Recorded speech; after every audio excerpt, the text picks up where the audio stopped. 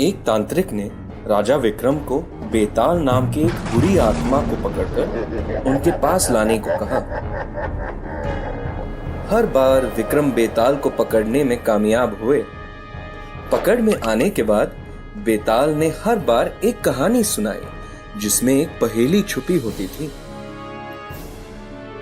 अगर विक्रम पहेली का सही उत्तर ना दे पाए तो बेताल राजा विक्रम के साथ चलने को तैयार हो जाएगा। लेकिन अगर विक्रम को सही उत्तर पता है और वो चुप रहते हैं तो उनके सिर के टुकड़े टुकड़े हो जाएंगे। और अगर राजा विक्रम ने उत्तर देने के लिए मुंह खोला तो बेताल उनके पकड़ से भागकर अपने पीपल के पेड़ पर लौट जाएगा।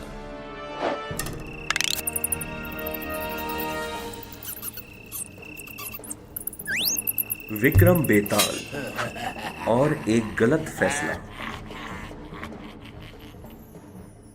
आदक राज्य के एक राजा थे जो अपनी प्रजा की हमेशा मदद करते थे। एक दिन एक बुजुर्ग आदमी अपने दो बेटे जो देख नहीं सकते थे उनके साथ राजा के दरबार में जा पहुंचा। बुजुर्ग ने कहा, हे महान राजा, मुझे लगता है कि मेरे दोनों बेटे आपके राज दरबार में आपकी बहुत मदद कर सकते हैं। ये दोनों अंधे जरूर हैं, लेकिन दोनों के पास एक बहुत ही खास कला है।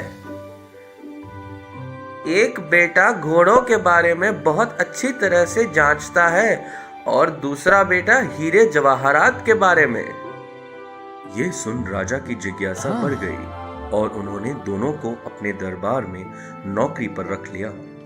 एक हफ्ते बाद एक आदमी राजा के दरबार में घोड़ा बेचने के लिए आया और उसने कहा कि उसके पास जो घोड़ा है वो बहुत ही शिष्टाचारी है।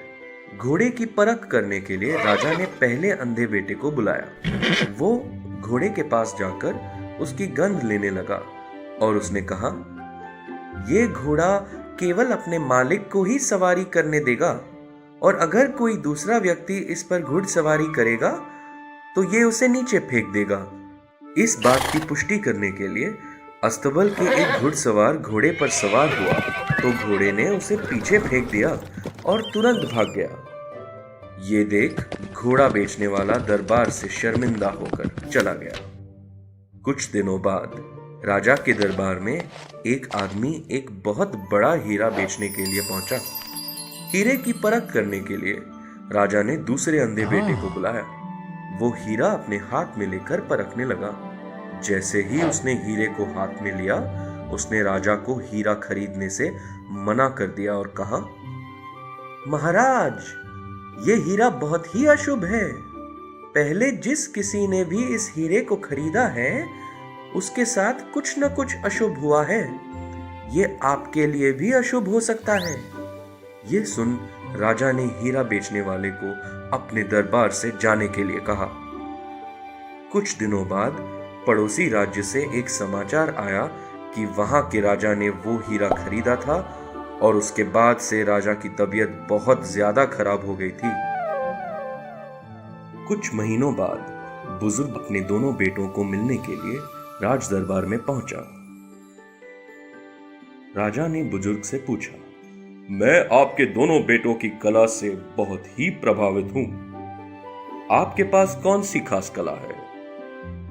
बुजुर्ग ने कहा, मैं किसी भी आदमी को देखकर उसकी सच्चाई बता सकता हूं और आपको देखकर यह लगता है कि आप एक चोर के बेटे हैं।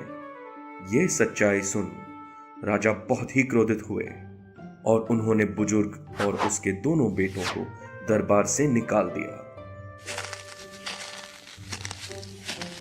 तो बताओ विक्रम, इस कहानी में गलत कौन है? बेताल ने पूछा। राजा विक्रमादित्य ने उत्तर देते हुए कहा, आदक के राजा, इस कहानी में गलत है। बुजुर्ग ने सच्चाई कही। उसे सुन राजा क्रोधित हुए और ये भूल गए कि उनका भूतकाल जो कुछ भी हो, लेकिन उनका वर्तमान ही उनके बारे में सब कुछ कहता है। हे राजन, तुमने बिल्कुल सही कहा। लेकिन तुमने उत्तर देने के लिए मुंह खोला और लो मैं चला। ये कहते हुए बेताल फिर से अपने पेड़ की तरफ